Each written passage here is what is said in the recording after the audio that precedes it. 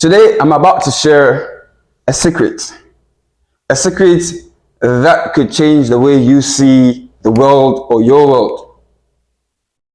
It is a secret about healing and how to manifest your desire.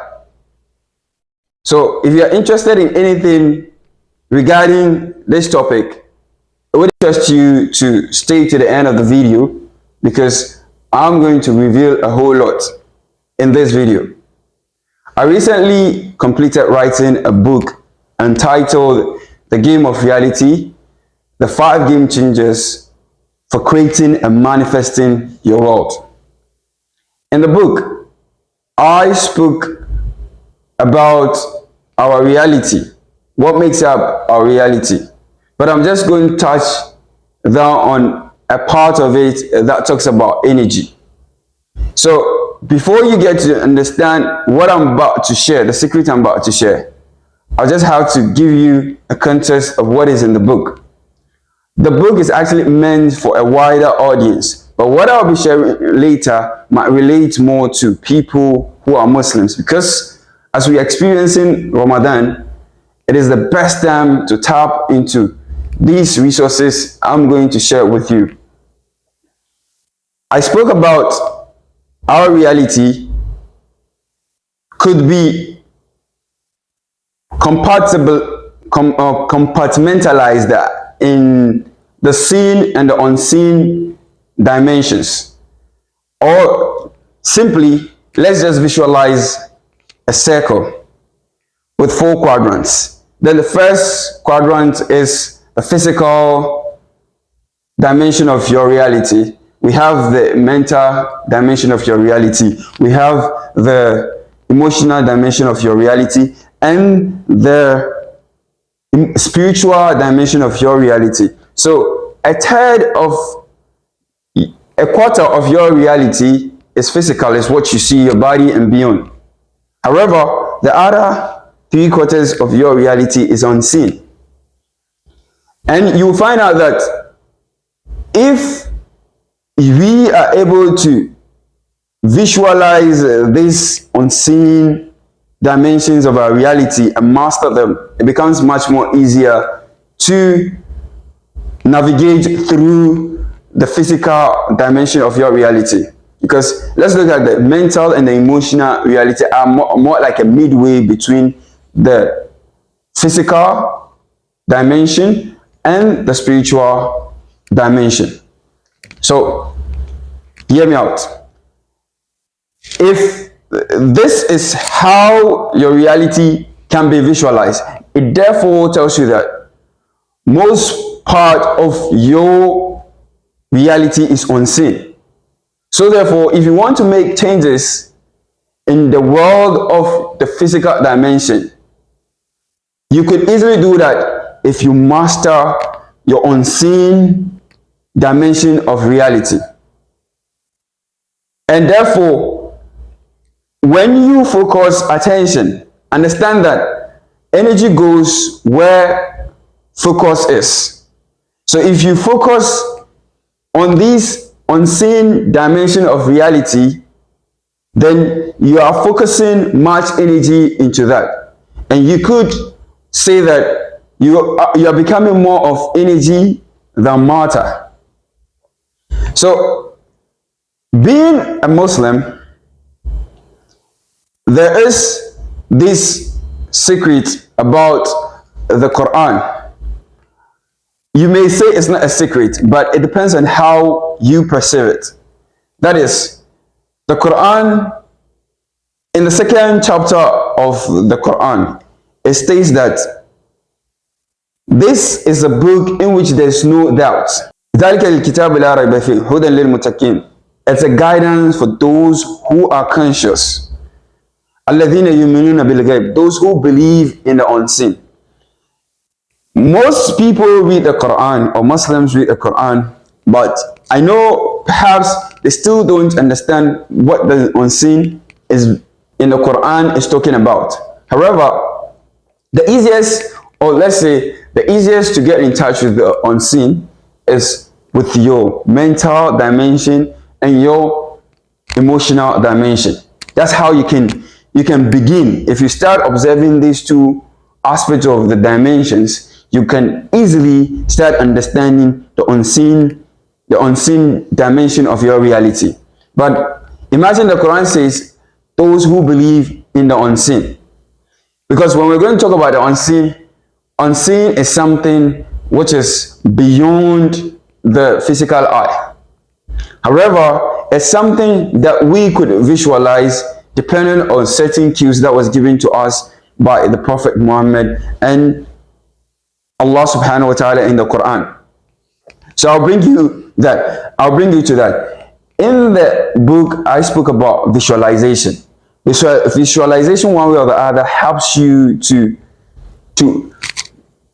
picture whatever thing you want to have, even if it hasn't manifested yet, even if you haven't seen it yet.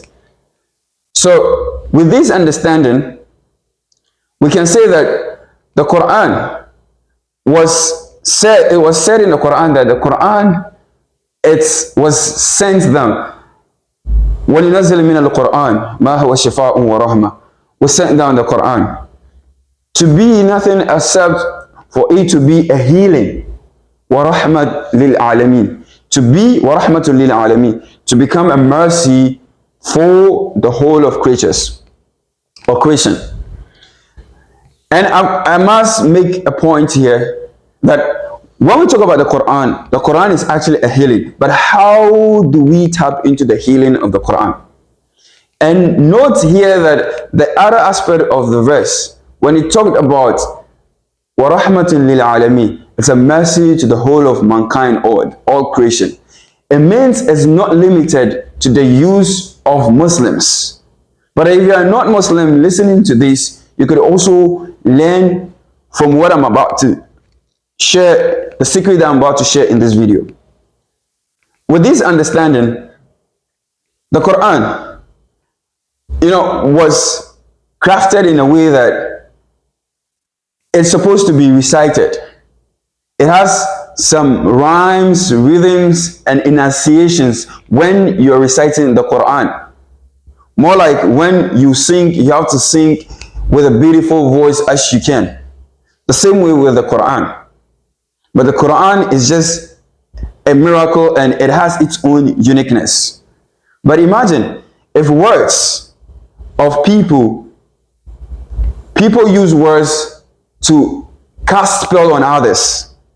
Imagine how much more the words, a divine word from Allah, from God.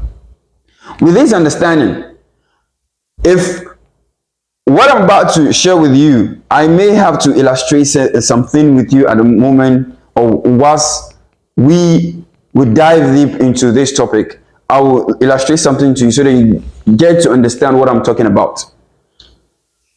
With this power of the Quran, you can heal yourself as well as manifest whatever you want or you desire. I would also share a story about what happened 2 days ago with a similar situation using the Quran. So, with the understanding of this word being the most powerful word from God, we are going to tap into the energy of this Quran. And how are we going to do that? As I said, you don't have to be a Muslim before you can benefit from the Quran. So if you are watching, keep watching, and I'm going to illustrate to you what you're going to do. If you're someone who knows how to read the Quran, then that is an amazing opportunity for you. If you are able to even understand it better, then that is a plus for you too. But as I said, you may not need all this to tap into whatever we're going to talk about. For those of you who can't read, you still have a portion. So that is the miracle of the Quran. No matter how your category among all the people I just mentioned, you can still benefit from the Quran. And that is what Allah said. وَرَحْمَةٌ لِلْعَالَمِينَ. It is a mercy upon all creations. So it is not meant for particular people who are learned. Even if you are not learned, you can still tap into the benefits of the Quran. In the past, I used to think that if I don't understand Arabic, I won't benefit so much from the Quran. But hopefully, I had to study basics of understanding the text, the literal meaning of the text, so that I can, one way or the other, relate much to whatever is being said in the Quran. And one aspect of the Quran is narrated, or it's in the form of storytelling. So if you are someone who understands the Arabic text, the best way to engage with the Quran is to assume a story being told to your soul. If you are able to immerse yourself in that experience, the experience becomes much more thrilling. Even if you don't read, you can't even read and understand, you will still get an experience from what I'm about to illustrate. So, for those of you who can't read or even understand, even if you're a Muslim or not Muslim, what you could do is go to, just open up Google, or let's say YouTube, and type Heart-Suing Quran Recitation. After typing Heart-Suing Quran Recitation, just look for some of the videos or audios that would pop up. Then what you have to do is just click on one. If you can't have a headset, just put on a headset and then immerse yourself in that, in listening to it. As you listen, what you need to do is you need to focus on what I said, the unseen dimension of your reality, your mental dimensions, your emotional dimension. If you focus on that, you can get yourself into your spiritual dimension of reality. But the focus should be on the mental and the emotional. Although the physical part would be your body, because you could feel it, you would be able to feel it in your body. So when you do that, that's what happens. Just make sure nobody distracts you. You put yourself in that kind of experience, making sure that just as if a ghetto blaster is being played, you could feel the vibrations of the ghetto blaster everywhere. Same thing, if you are listening, make sure you focus so much that the vibrations of the recitation can be felt in the cells of your body. And for those of you who can read, if you are reading, do not read just as the way you used to read. You just read over quickly. But in as much as you can, read with a subtle, beautiful voice. And that is why the Quran also says that when you are reciting the Quran, recite it melodiously. So if you can't do that, try doing that. But as you recite your recitation, do not focus on the physical dimension. Don't be focusing on just reciting it out.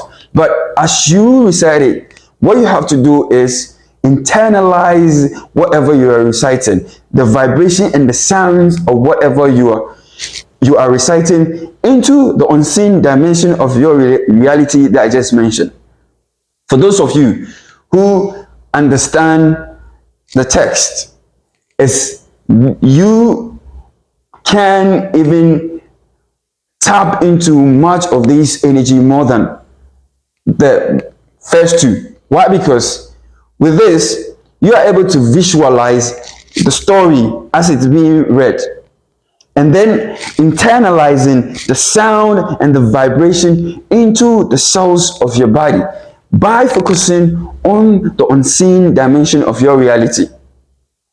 So I'm going to demonstrate with some verses of the Quran, and whilst I'm doing that, what you need to observe is observe how I'm going to do it.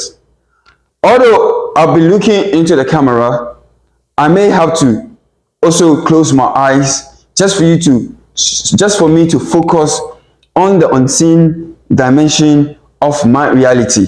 That is the mental, emotional, and my spiritual dimensions of reality, so that I can vibrate with the verses of the Quran. And After that, I may also give a literal translation of that verse for you to see what I'm talking about.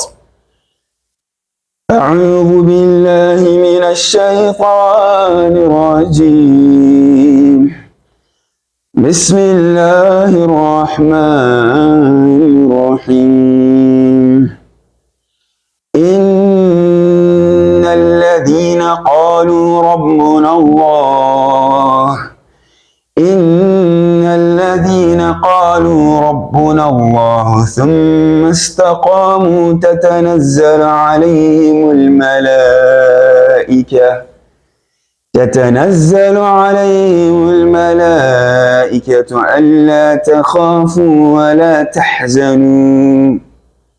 ألا تخافوا ولا تحزنوا وأبشروا بالجنة التي كنتم توعدون نحن أولياؤكم في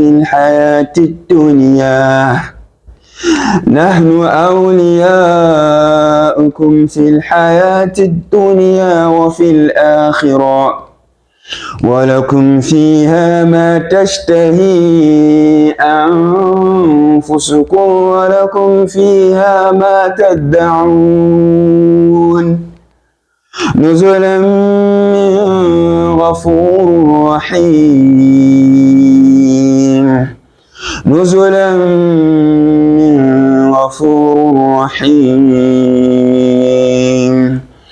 ومن أحسن قولا ممن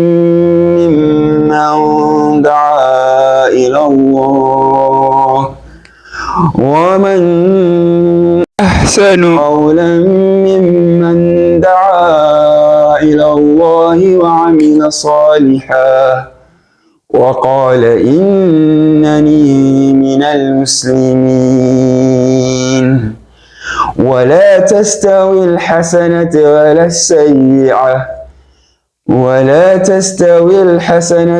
السيئة ادفع بالتي هي أحسن فإذا الذي بينك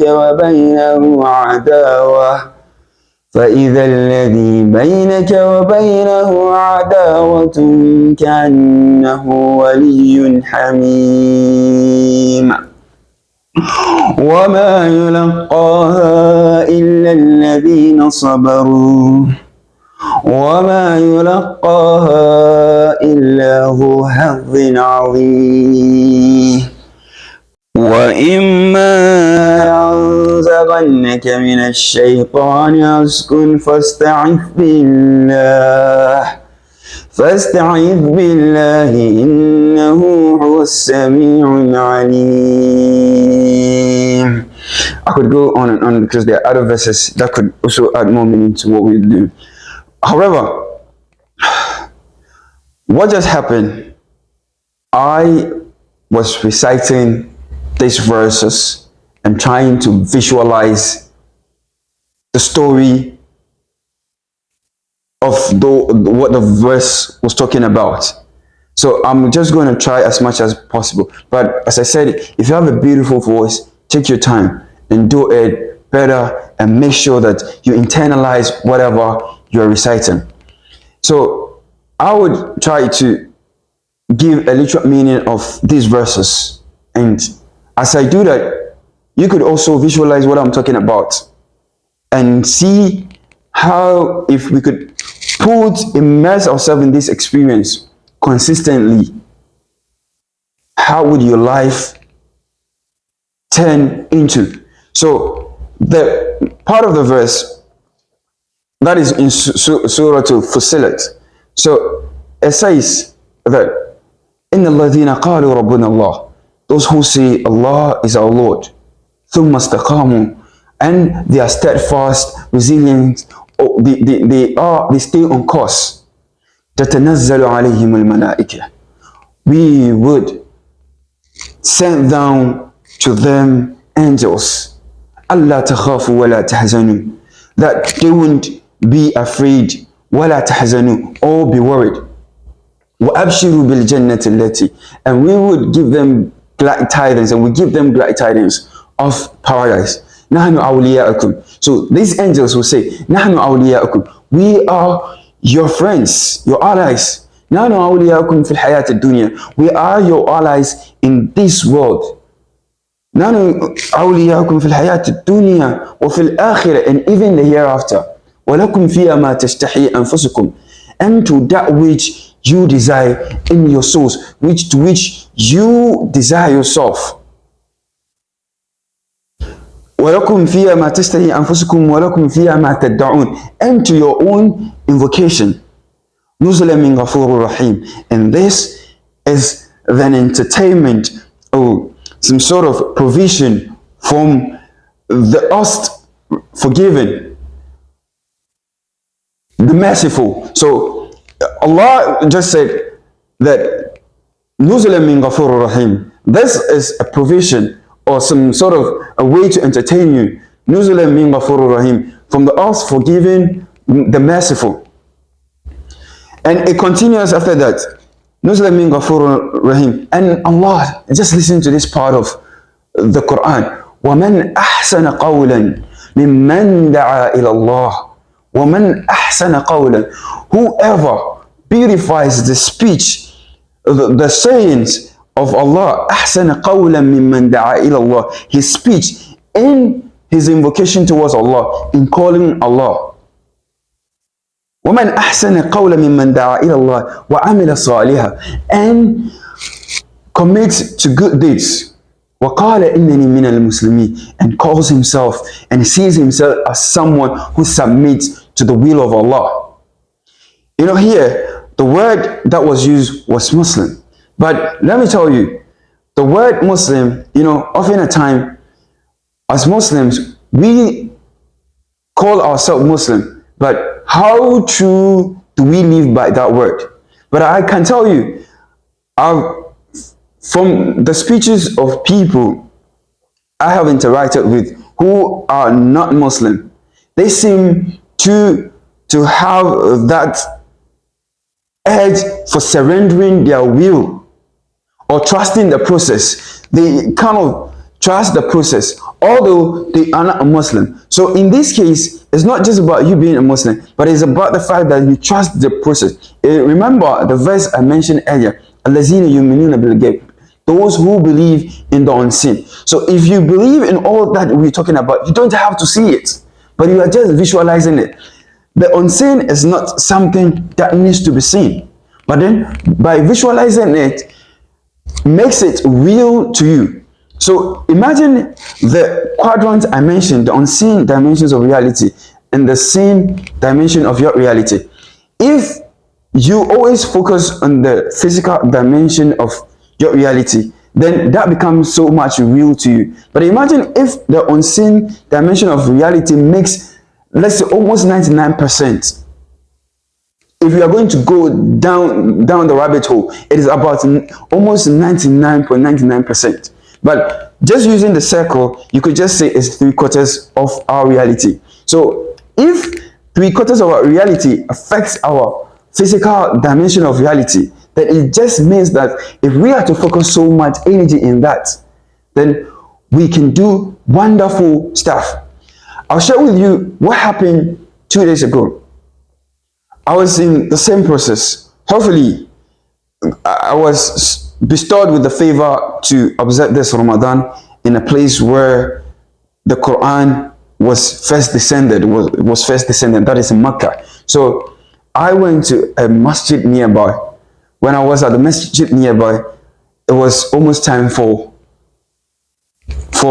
breaking the fast. But I took the Quran and I immersed myself in the recitation of the Quran. So I prompted myself, I should leave about 10 minutes before it's time for suhoor. I have to go back to my apartment so that I can have suhoor. However, because of that immersion, I failed to stand up because I was just, and you know what happened? I just had a thought, I'll get suhoor. I would obviously, I just had that belief, that certainty that I'm going to get suhoor no matter what. So whilst I was reciting, time was just about to pray. It was just about 1 minute to time. Then a man came from nowhere and then gave me yogurt and gave me some dates.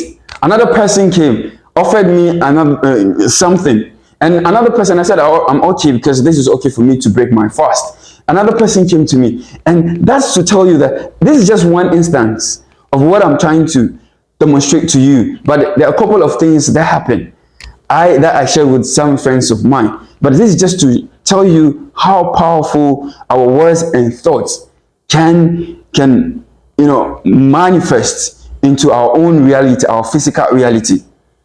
So if you get what I'm saying, just experiment what I just said. Put yourself in that experience, implement what I said, and then you can share it with others, what you've experienced, or you can comment and tell me about what you've experienced. So this is just what I felt like sharing today, and hopefully it's been a while I made videos of that sort, but hopefully there are more videos since I've just completed writing the book that I would have to share with anybody who would be interested or the viewers who are watching this. See you later.